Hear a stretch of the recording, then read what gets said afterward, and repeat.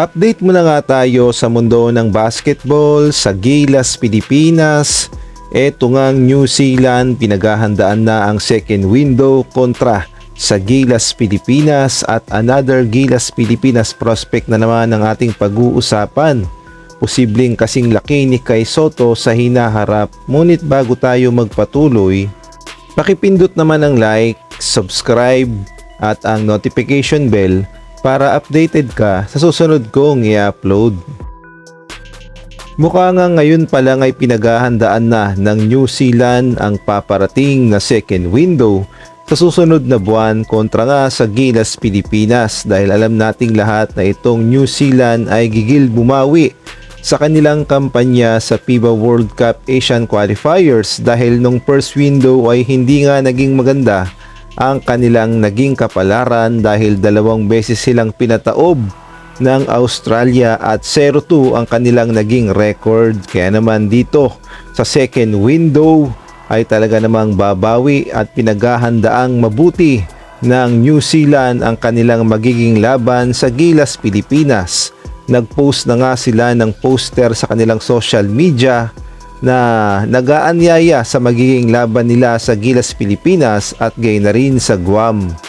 Ngunit ang kailangang paghandaan ng Gilas, Pilipinas ang posibleng maging lineup ng New Zealand dahil alam nating lahat na itong New Zealand ay nagpapalit-palit ng lineup o nagbabalasa ng mga players. Yung ginamit nga nilang players kontra sa Australia ay napalitan na nga yun at sa magiging laban naman nila sa Gilas, Pilipinas ay panibagong mukha at panibagong players na naman ang kanilang gagamitin, kaya naman unpredictable talaga ang magiging lineup o kung gaano kalakas ang magiging lineup ng New Zealand. Hindi nga gaya ng ating Gilas, Pilipinas na stick lang sa ating Final 12 at yun pa rin ang gagamitin natin kontra nga sa kanila at gayon na rin sa Australia. Kaya naman abangan natin ang laban ng Gilas, Pilipinas kontra nga dito sa New Zealand sa February at sa March naman kontra naman sa Australia.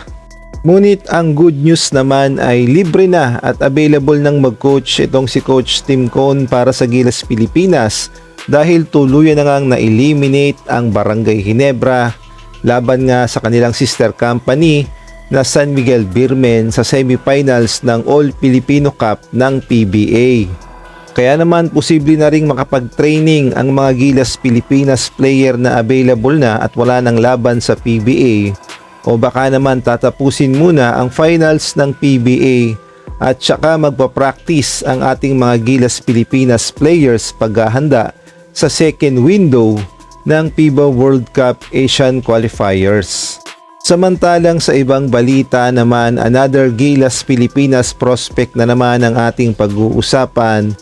At sa ngayon, isang Gilas, Pilipinas prospect Phil-Am na may edad na 14 anyos at biruin nyo may height na 6'9" at proud Pilipino talaga.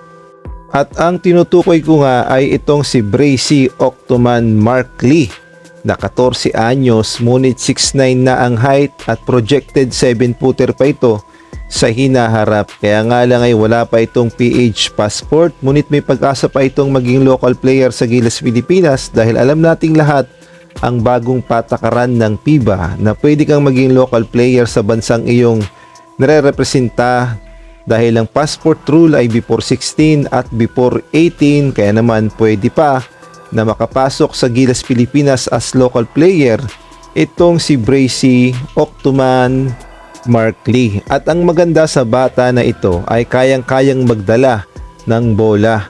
Pwede rin siguro itong point guard dahil nakikipag coast to coast ng mabilis at bukod pa doon ay may tira ito sa labas. Kaya niyang tumira ng 3 points at advantage ngayon sa matatangkad at bukod pa doon ay napakalakas pagdating sa ilalim dahil shot blocker at wala ngang makapigil sa kanya kapag pumoste na sa ilalim. Kaya naman future is bright para sa batang ito at sana sa hinaharap ay makakuha siya ng Philippine passport at mapansin ng SBP.